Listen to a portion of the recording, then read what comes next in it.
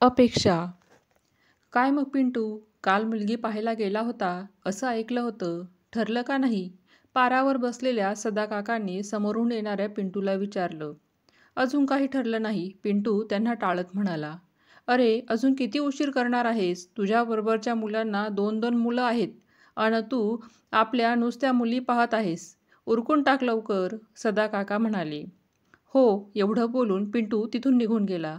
मनात मात्र तेच विचार होते. तो साधारण 26 वर्षाचा असताना त्याच्यासाठी संशोधन सुरू केले होते. मात्र तो आता 33 वर्षांचा झाला तरी डोक्यावर अक्षदा पडल्या नाही.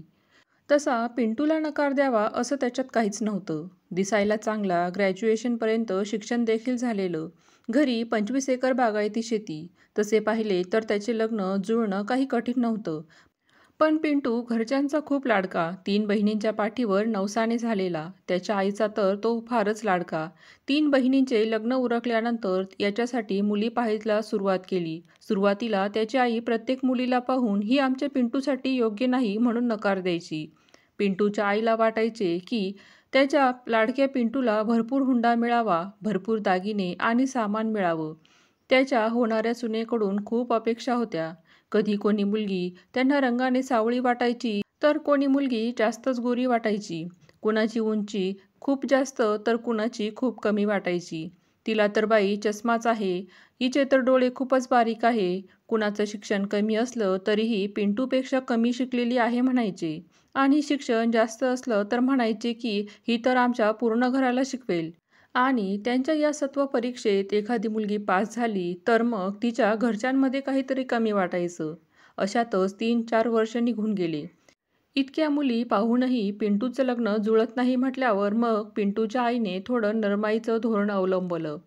एखादी मुलगी पसंत आली आणि गोष्ट फायनलपर्यंत आली की मग पिंटूच्या बहिणींना त्या मुलीमध्ये काहीतरी कमी वाटायची आणि मग पिंटूचे लग्न होता होता राहून जायचं. कधी बहिणींमध्ये एकमत होत नाही, तर कधी जावयांना सोयरीक आवडत नव्हती, तर कधी घरच्यांना त्यांच्या अपेक्षेप्रमाणे हुंडा मिळत नव्हता आणि यामध्ये पिंटूचे लग्न काही होत नव्हतं.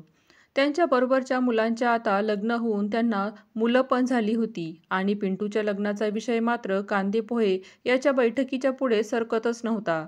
आता गावातील मंडळी त्याच्या लग्नाच्या बाबतीत चिडवायला लागली होती. आधी गंमत वाटायची, पण पिंटू विषय बदलून द्यायचा.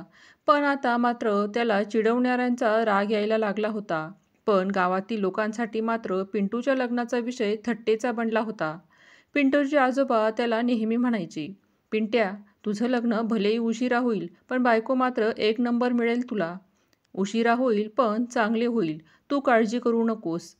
पिंटूला मात्र आता आपले लग्न होणे कठीण आहे असे वाटत होते. त्याची लग्नाची आशा आता धूसर होत चालली होती. आणि तेवढ्यातच त्याला सुजाताचे स्थळ आले. सुजाता दिसायला खूप सुंदर, गौरवर्ण, चाफेकळी नाक आणि कुरळे केस. पिंट्याला ती पहिल्या नजरेतच आवडली होती. पण घरातील मंडळींना सर्व काही पसंत पडेल यावर तो साशंक होता. पण यावेळी मात्र सर्व घरच्यांना सुजाता पसंत पडली. सुजाताच्या घरच्यांनी सुद्धा मनाजोगता हुंडा देऊ केला आणि एकदाचं पिंट्याचं लग्न ठरलं. आणि एका महिन्यातच पिंट्याच्या लग्नाचा बार उडवण्यात आला. लग्न करून नवरी आली. मांडव परतणी झाली. सत्यनारायण पूजा देखील झाली. आता नवरा नवरीला देवदर्शनाला पाठवायचे ठरले. घरापासून 60 किलोमीटर दूर त्यांच्या आराध्य देवतेचे मंदिर होते. दोघेही सकाळी सकाळीच देवदर्शनाला निघाले. गाडीत नवरी पूर्ण वेळ शांत होती. पिंट्या तिच्याशी काही बोलायला गेला तरीही ती बोलणे टाळत होती. पूर्ण वेळ तिचं लक्ष फोनमध्येच होतं. पिंट्याला वाटलं लाजत असेल म्हणून तो फारसा काही बोलला नाही. मंदिरात दोघांनी देवदर्शन केले. इतक्यात सुजाता पिंट्याला म्हणाली, मी लग्न झाल्यावर मंदिराला 101 प्रदक्षिणा करण्याचं कबूल केलं होतं. मी प्रदक्षिणा पूर्ण करून येते. तुम्ही पण थोडा वेळ विश्रांती घ्या. इतक्या वेळानंतर का होईना, पण आपली बायको आपल्याशी बोलल्याचा पिंट्याला आनंद झाला. तो बाजूला जाऊन बसला. पण सुजाता मंदिराला प्रदक्षिणा घालत होती. साधारणपणे 20 प्रदक्षिणा घालून झाल्या असतील. 21वी प्रदक्षिणा पूर्ण करायला गेलेली सुजाता परतलीच नाही. पिंट्याने थोडा वेळ वाट पाहिली आणि मग त्याने स्वतःच मंदिराच्या आजूबाजूला बघितले, पण सुजाता कुठेच दिसली नाही. आता मात्र पिंट्याला टेन्शन आलं. त्याने सुजाताला खूप शोधलं. तिचा फोटो दाखवून आजूबाजूला त्याची चौकशी देखील केली, पण तरी सुजाताचा काही पत्ता लागला नाही. शेवटी त्याने घरच्यांना फोन लावून सगळ्यांना प्रकार सांगितला. घरचे ताबडतोब निघून पिंट्याजवळ पोहोचले. सर्वांनी मिळून सुजाताचा शोध घेतला, पण सुजाता भेटलीच नाही. नेमका काय प्रकार झाला हे कुणालाच कळत नव्हतं. तेवढ्यातच पिंट्याच्या फोनवरती सुजाताचा मेसेज आला. माझे लग्नाच्या आधी एका मुलावर प्रेम होते आणि घरच्यांनी आमच्या लग्नाला विरोध केल्याने मला तुमच्याशी लग्न करावे लागले. मी त्याच्याशिवाय जगूच शकत नाही, म्हणून मी त्याच्यासोबत पळून जाण्याचा निर्णय घेतला आहे. तुम्ही एखादी चांगली मुलगी बघून दुसरे लग्न करून घ्या आणि शक्य असल्यास मला माफ करा. बायकोचा मेसेज वाचून पिंट्याला तर धक्काच बसला. घरच्यांना सुद्धा प्रकार कळल्यानंतर खूपच धक्का बसला. मोठ्या मुश्किलीने पिंट्याचे लग्न झाले होते आणि लग्न झाल्यावर बायको पळून गेली. बघता बघता बातमी संपूर्ण गावभर पसरली, जो तो पिंट्याला सहानुभूती देत होता.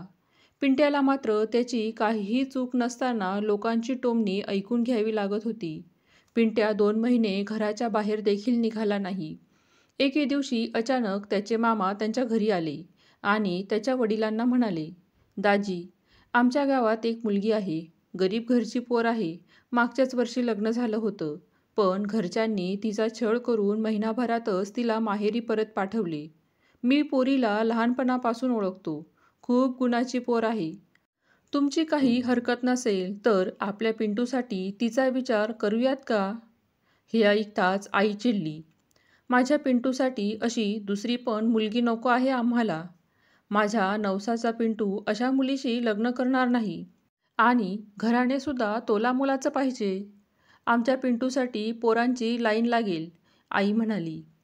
इतका वेळ आईचे बोलणे ऐकत असलेला पिंटू म्हणाला, आई, आजकाल लग्नासाठी मुली मिळणं तुम्हाला वाटते तितके सोपे नाही आणि तुम्ही ज्या पद्धतीने मुलींमध्ये उणिवा काढता त्या पाहून कोणतीच मुलगी लग्नाला तयार होणार नाही.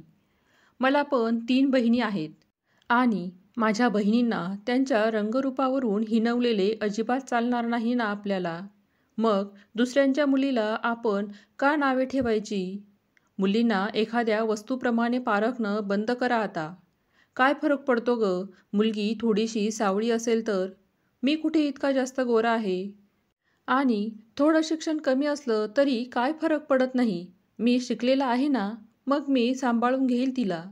कधी-कधी तर मुलगी चांगली असली तरीही हुंडा कमी देत असेल तरीही लग्न मोडून येतात तुम्ही.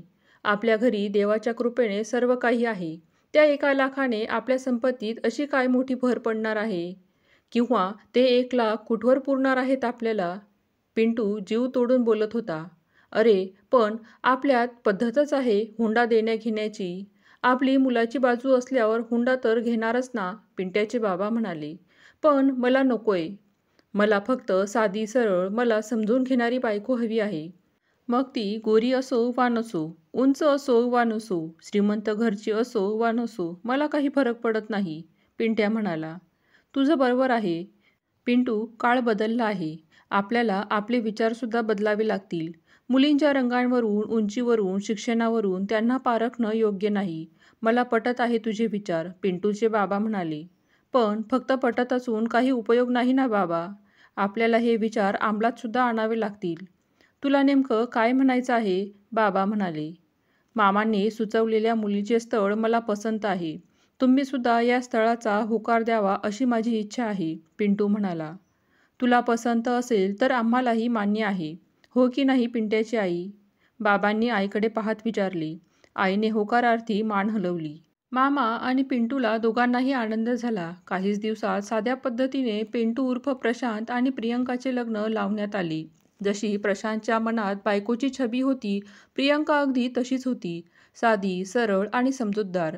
तिला पाहून पिंट्याला आपल्या आजोबांचे शब्द आठवायचे की तुला बायको भलेही उशिरा मिळेल, पण 1 नंबर मिळेल. आणि आजोबांचे शब्द खरे झालेले पाहून पिंट्याला आनंद व्हायचा. व्हिडिओमधील कथा आवडली असेल तर प्लीज लाईक करा, शेअर करा, सबस्क्राईब करा. धन्यवाद.